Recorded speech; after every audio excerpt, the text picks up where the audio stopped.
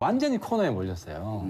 트럼프랑 같은 지도자는 미국에서 없어져야 된다. 굉장히 난처해지고 지지율이 떨어지고 있어요. 근데 사실 트럼프를 정치적으로 도와줄 수 있는 우군 항상 김정은이거든. 북한이죠. 그래서 제가 볼 때는 트럼프가 좀 다음 재선을 위해서 스케줄을 좀 미룬 면이 있지 않나. 그러다가 오히려 김정은 나 좀 살려줘 해서 연내로 예. 좀 더 빨리 진전될 가능성이 정치적 지금 여건이 조성된 거 아닌가 이렇게 그러니까 보는 이번 임기 내 하겠다는 건 결국 뭐냐면은 그 얘기예요. 트럼프 너 재선 내 내가 도움 주겠다 이거거든요. 그래서 이제 트럼프의 입장 이해관계, 김정은 위원장 또 문재인 대통령 이 3개 나라의 입장과 이해관계가 동일한 게 이 가지 않은 길을 가야 된다는 그런 서로의 당위적인 그 이해관계 목표가 일치하는 거예요. 그래서 큰 일정표를 보면은 이번 연말까지 종전선언이 이루어질 거라고 보고요.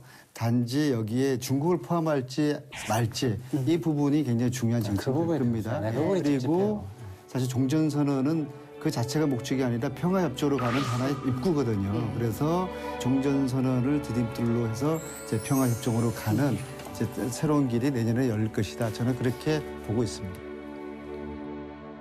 앞서서 문 대통령이 여야 국회 동행을 제안하기도 했었는데 당장 지금 자유한국당에서는 뭐 입법부를 무시하는 처사다. 그리고 바른미래당 경우에도 이거 보여주기식이고 야당 대표를 들러리 세우는 식으로는 함께하지 않겠다.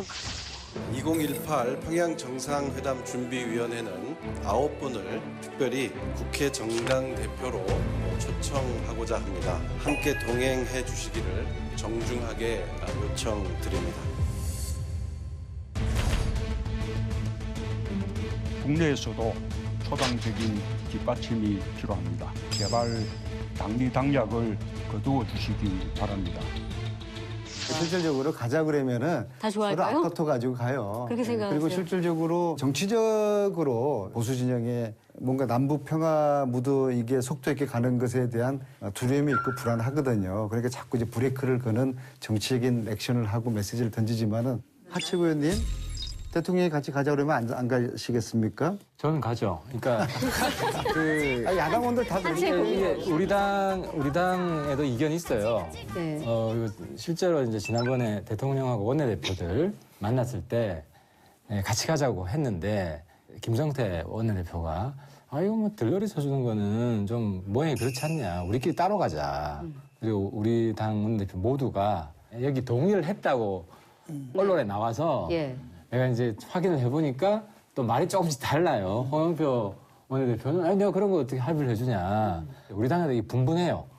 가야 되냐 말아야 되냐. 그래서 화끈하게 들러리 서주자. 네. 왜냐하면 들러리를 서줘야 거기서 보고 와야 나중에 쓴소리 해도 할 얘기가 있다. 할 얘기겠고 무게가 실린다. 근데 이제 하 의원님도 지금 전화를 기다리고 계시다는 그 말씀을 저는 길게 전화를 하셨냐, 안 이거죠? 기다리죠. 우리 뭐 원내대표 기다립니까? 대표가 전화를 기다리는 거고. 아니 뭐 그런데- 개인적 소신으로서 하는 거는 뭐 있을 수 있겠죠. 근데 들러리라고 생각하지 마시고 협력하고 동행한다고 들러리 서줄 때 생각하시고요. 서줘야지. 친구 결혼식 하는데 들러리 서주는 게 근데 이제 저희가 왕왕 이양 표현이면은 좀 왕왕 동행한다고 그 개인적으로는 그 야당에서 받아들이기가 쉽진 않을 것이다라고 생각하는 게 단순히 무슨 지금 그 남북 화해 진전에 뭐 찬물을 끼얹거나 발목을 잡자는 의미가 아니고 그럼 과연 비핵화가 되는 거냐 하는 게 중요한 축 중에 하나잖아요, 그죠? 근데 그거에 대한 담보가 확실하지 않다고. 그러면 지금 이제 이럴 때 그 우리가 정치학적인 용어로 콜레이터럴 데미지라 그러죠. 그러니까 공동 담보야. 근데 만약에 이제 이게 잘 되면 좋은데 잘못되면 책임을 나눠줄 수밖에 없잖아요. 어쨌든 간에, 그죠? 정당이니까 어쨌든 득실 계산을 또 안 할 수는 없거든요. 국민 여론이 또 지금 지켜보고 있는 상황이니까. 그래서 아마 저는 개인적으로는 자유한국당은 아마 절대로 응하지 않을 것으로 보고 바른미래당은 이제 뭐 상당히 그 안에 또 이질적 요소들이 많이 있기 때문에. 근데 저는 생각이 조금 다른 게 들러리 측면도 있지만 야당으로서의 감시 측면도 있다는 거죠. 거기 이제 협상 진행하고 합의하고 하는 것을 우리 허락받고 하지는 않을 거 아니에요. 대통령이 정치적 결단으로 합의를 할 거란 말이에요. 그러니까 그 합의에 대한 책임을 우리가 나눠지는 건 아니라고 봅니다. 근데 거기서 보고 와야 그 합의가 뭐 잘못된 면이 있다고 치면 우리가 비판하더라도 더 생동감 있게 국민들한테 전달할 수 있고 무게가 실릴 수 있다는 거죠. 우리 보수 정치인들이 특히 한국당 정치인들이 평양을 많이 가봤으면 좋겠습니다. 왜냐하면은 2005년도에 제가 여야 의원님들하고 함께 평양을 간 적이 있거든요. 한나라당 의원님들이 하신 말씀이 야, 정말 내가 그동안 너무나 갇혀 살았다. 평양이 이렇게 사람들이 살아 움직이는 곳일 줄은 이걸 생각이 못했다. 그러면서 그분들이 그 다음에 서울에 오셔가지고 대북 문제에 있어가지고 굉장히 전향적인 발언들을 하시더라고요. 남북 문제만큼은 저는 진보 보수 문제가 아니고 평화의 관점에서 좀 보기에, 초당적으로 나서겠다. 예. 사실 청와대 문재인 대통령의 아쉬운 점은 1차 남북 정상회담 때 김정은 위원장이랑 같이 만참할 때 홍준표 대표를 불렀어야 됩니다. 그러니까. 저는 굉장히 아쉬운 필요할 점인데요. 때는 안 부르고 저는 홍준표 대표나 자유한국당을 대변하는 게 아니에요. 그 당시 시점에서 가장 강한 냉전 강경 보수인데 근데 북한하고 좀 이제 관계가 어느 정도 풀렸으면 그 뒤에 남북 관계에 있어 여야 간의 불신, 대치 이게 굉장히 완화됐을 거예요. 근데 좋은 기회를 놓쳐버리니까 지금 뭘 추진하기가 상당히 좀 애매해져 버린 거예요. 이번에도 우리 당 고민 중에 하나가 김성태 원내대표 같이 가자 설득을 해보고 그래도 안 가면 민주당이나 이쪽에도 이번엔 가지 말자. 이런 모양새를 취하는 게 좋지. 그런 상황에서도 민주당이 우리끼리 가자. 이렇게 되면 북한 입장에서도 굉장히 난감할 것이다. 이 외부자 이 프로가 상당히 좋은 프로네요. 아, 그 보수 입장에서는 또 야당 입장에서는 이렇게 해석을 할 수도 있겠구나. 그게 좀 이해되는 측면이 있어요. 네, 네. 그런데 아마 대통령 입장에서는 그랬을 겁니다. 이 남북 문제라는 것이 당장에 북의 지도자와 협상을 해야 되고 만나서 성과를 내야 되고 그리고 그 과정에서 필요한 보완들이 있을 것이고 뭐 야당하고 같이 하면 좋죠. 그러지 않겠습니까? 그러나 불가피한 그런 측면이 있었을 거라는 점은 또 이해를 해 주시면은 저도 그렇게 좀 지도부한테 이야기를 전할게요. 야당의 관점이 이렇더라. 그래서 좀 더 우리가 세심하게 그 야당을 입장을 생각을 하는 그러한 좀 여당의 모습도 필요하겠다 싶네요. 그 판문점 선언 국회 비준부터 이제 야당에 좀 발목 잡힌 상황이라서 정부 앞날이 그렇게 쉬워 보이지는 않은 것 같은데 청와대에서 어쨌든 좀 서두르는 면이 있지 않습니까? 그게 정상회담 전에 혹시 가능하다고 보세요? 저희들의 입장은 정상회담 전에 판문점 선언 비준을 한다는 입장이고요. 예. 근데 일주일 남았는데. 네, 그것은 이제 여야가 이제 합의가 하게 되면은 숙성 기간도 뭐 생략한 채 그리고 이거는 이제 법안이 아니기 때문에 예. 법사위원회에 넘어갈 필요는 없는 것이거든요. 합의만 한다고 그러면은 외통위를 통과시키고 본회의를 넘기면 되는 거예요.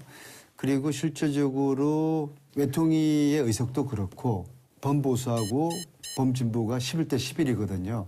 거기서 이제 두 분의 바른당 외통위 위원님이 있는데 이 두 분의 입장이 찬성으로 해주면은 외통위 통과도 불가능한 건 아니고요. 그리고 어떤가요? 지금 입장이? 본회의에서 넘어가게 되면 근데 저는 특별하게 안기석 의원님 이런 가능하다고 보는 인식이 것이죠. 상당히 좀 위험합니다. 왜냐하면 북한도 이걸 원하지 않아요. 북한이 비준을 지금 요구하는데요. 우리한테 본질은 뭐냐면 형식적 통과가 아니라 야당의 흔쾌한 동의예요. 그래서 우리는 항상 여야가 바뀔 수 있기 때문에 정권이 바뀌더라도 합의한 것이 안정적으로 간다는 담보로서 국회 비준 비준을 요구한다. 동의를 요구하는 것이지 숫자로 그냥 통과되는 거는 김정은도 원하시는 게 아니에요. 그래서 예. 추가로 말씀드리면 이제 우리 당의 입장인데 남북관계 발전법 21조에 또 이제 비준 남북관계에서 비준 동의하는 요건이 나오는데 그 조건이 뭐냐면 재정 부담이 있는 것이에요. 그래서 제가 저희 당은 청와대에 지금 판문점 선언은 재정 부담 구체적으로 어떻게 되는지 알 수가 없다. 이건 굉장히 포괄적이고 추상적인 합의라서 그래서 네. 이거는 구체적인 재정 부담을 알 수가 없기 때문에 비준 대상이라고 보기 힘들다. 단 타협안으로 지지 결의안 정도는 우리가 전향적으로 검토를 해보겠다 해서 지금 중재안을 내놓은 상태예요. 예, 여기서 좀 모순인 게요. 그러면 여야가 합의해가지고 결의안을 통과시킬 정도의 동의를 할 수 있는 사안이라고 하면은 그것은 비준안을 통과 안 시켜줄 이유가 없죠. 아니, 왜 종전 선언과 비준이 평화협정 정도의 차이예요. 왜- 정치적 선언과 법적인 강제력이 보장이 되는 비준은 질적인 차이가 있어요. 왜 비준안이 필요하냐면요. 이 여야가 이 판문점 선언에 가지고 동의해주고 힘을 실어줘야지 대통령의 협상력도 높아지고 어떤 메시지 전달이나 행보에 대해 가지고 또 힘이 실리는 그런 측면이 있는 것이거든. 그런 측면에서 결의안보다는 비준이 훨씬 더 힘이 실리는 것이죠. 두 번째로는 보수당이 정권을 잡더라도 이것이 계속적으로 유효할 수 있도록 법적인 효력을 가질 수 있는 수준의 그러한 여야 합의가 필요하기 때문에 촉구 결의안보다는 비준을 우리가 더 필요한 것이죠. 그러니까 이제 비준 동의를 영원히 안 해주겠다는 것이 아니라 두 가지 전제 조건이 바른당이 한국당을 좀 잘 설득을 아니, 그러니까 해주시면 우리가 동의되면 설득할 수 있는데 동의가 안 되는 지금 이유는 두 가지인데 재정적 부담에 대한 커미트먼트잖아요. 약속이 정도가 되려면 실행 의지인데 어느 정도 유엔 제재가 조금이라도 완화되는 것과 맞물려야 돼요. 근데 유엔 제재가 아주 강력히 있는 상황에서 이런 약속을 해주는 게 사실 유엔 제재를 약화시키는 예. 어떻게 보면 위반의 소지도 있고 그래서 이 재정 부담이 구체적으로 나오려면 지금 판문점 선언에 대한 부속 합의서가 나와야 됩니다. 좀 진전이 돼가지고 그래서 종전 선언까지 가는 분위기가 되면은 우리 과거에 남북 합의서 있고 부속 합의서가 쫙 깔리잖아요. 부속 합의서 굉장히 구체적이에요. 네. 그러면 재정 부담의 구체적인 조건이 마련됩니다. 그때서는 우리는 비준 동의를 해줄 수 있다는 거죠. 그래서 이 두 가지 지금 전제 조건이 충족이 안 됐기 때문에 일단 정치적 의지만 보여주자. 근데 정치적 의지만 보여줘도 김정은 입장에서는 야당이 이걸 나중에 뒤집어 엎지는 않겠구나. 충분히 대통령에게 힘 실어주는 효과가 될 거다. 결의안만으로도 결의안만으로도 저는 그렇게 보는 거예요. 문재인 대통령이 한반도 운전자로서의 역할을 얼마나 지금 열심히 헌신적으로 하고 있지 않습니까? 그런데도 이것이 잘못됐다. 이거 다시 해라. 이거 안 된다라고 계속적으로 문제를 제기하는 그런 그 보수 진영의 또 선배, 야당의 해주겠다는 거 아니고 이번에 입장보다는 우리 말 좀 들어. 지지 결의안 정도면 지금은 김정은이 만족한다니까. 지금 사실 지금 몇 달 까먹은 거 아니에요. 까먹은 거잖아요. 그러니까 청와대가 치명적 실수를 한 게 두 가지인데 자꾸 아까 실수했다고 말씀하시고 종전 선언에 잘하고 끌어들인 있는데 거라. 실수했다고 그래서 대통령 잘하고 있는 건 아니죠. 열심히 하고 있는데. 맥락이 비준 동의를 자꾸 이렇게 부각시키는 게 북한한테 약속을 했어요. 대통령이. 국회 비준 동의를 받아서 정권이 바뀌어도 이게 안정적으로 할 수 있도록 해주겠다. 너무 가볍게 본 거예요. 근데 저는 이번에 특사단이 이걸 못 해온 게 정말 잘못한 거예요. 국내 법을 보니까 비준 동의 문제가 이렇게 간단한 게 아니다. 그래서 북한에서 원하는 것도 야당의 정치적 지지이기 때문에 지지 결의안 정도로 이번에 하고 정상회담하고 북미회담 해서 좀 풀리면 그 다음에 비준 동의 단계로 가겠다. 이렇게 했으면 나는 북한도 수용했을 거라고 봐요. 근데 요거를 못 풀고 왔어요. 그래서 나 깜짝 놀랐어요. 11일 날 비준 동의 제출한다는 거예요. 그래서 이 잘 나가고 있는, 그러니까 저같이 도와주려고 하는 사람을 말씀으로만 도와준다고 말씀하시는 거 실제로 많이 도와줘요, 내가. 도와주려고 하는 남북관계는 도와주려고 하는 사람까지도 가속하지 말라는 거지. 보니까 그러니까 뭐 반대편으로 만드는 이런 우를 나 진짜 안 범했으면 지금 몇 달 동안 쉬었으니까 지금 찬바람 부니까 사실은 내가 열심히 오늘 달려야죠. 몇 가지 발언은 매우 마음에 안 들지만 지금 참고 있는 건데.